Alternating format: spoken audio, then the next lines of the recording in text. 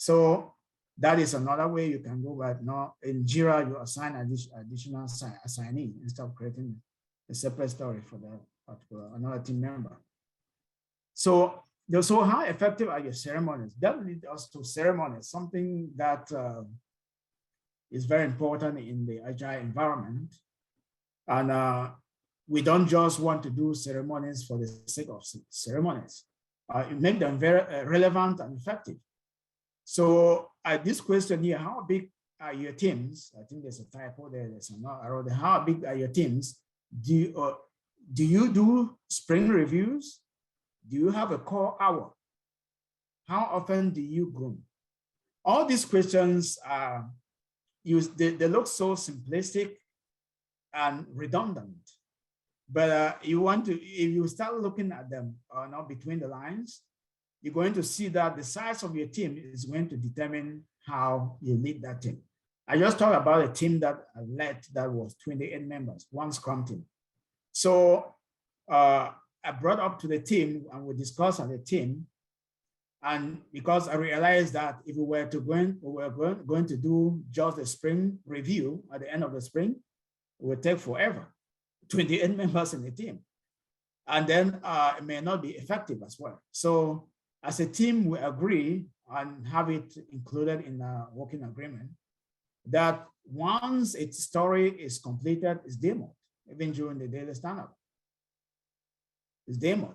So that by the end of the spring, we have only the stories that were not yet completed during the spring. And therefore, that gave us the impetus to be able to complete those the reviews at the end of the spring review. So you see how the wider question, how big are your teams? Then do you do spring reviews? No, that answers those two questions, what I just explained there. Now the core hour is something we introduce in the team, which is very important for when you have some technical issues during your stand-up. You don't want to hold up your stand-up, make it as brief as possible. Then during the core hour, the people that are relevant to that meetup, and that generally you have the Agile delivery, the engineering lead in that meeting. So that core hour is something that if you're not doing it for your teams, you want to consider doing that. Then how often do you groom also depends on the kind of scope that you're working on. So you don't have to go by the book when you learn Agile. You don't go by the book because you want to go with look at the dispensations in your team, in your organization, and tailor that to suit that particular purpose. So because if you are doing a lot, your team is doing a lot of maintenance and a lot of defects, you don't need much grooming. But if you are doing front end to back end work, of course you need a lot of grooming there. Then how long are your ceremonies? That too is part of it. And with this, how effective are your ceremonies, and what retrospective games do you play? So these are some of the questions that I brought them up to elucidate some discussion at the end of this presentation. So how long are your ceremonies? Always, like, it depends on the size of the team and the scope that you are working on. You will see now in the book will tell you that a daily stand-up should last no more than 15 minutes, right? And that a retro is like 2 hours. Why will it use 2 hours in a retro, for instance? So the book is there just for guidance. So if you are doing something like a retro, if you are practicing SAFe, for instance, why will your spring planning last 2 hours? It should last you no more than 30 minutes, 15 to 30 minutes. Because if you had already planned your PI and slotted all of your scope into the sprints, the 5 sprints that you're going to do, because sprint number 6 will usually be for technical debt and now beginning to look at the next PI coming. So if you already have planned all of that, what are you doing in the sprint planning? I've seen teams that don't even focus sprint planning when they practice SAFe, but that's the wrong idea, because things do change.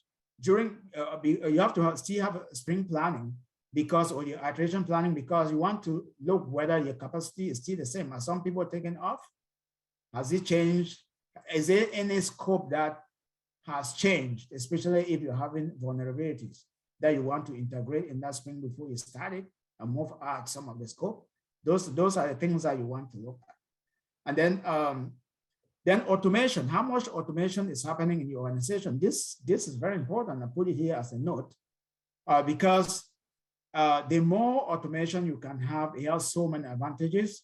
And apart from saving time with all your team members, it is also a great idea to avoid vulnerabilities.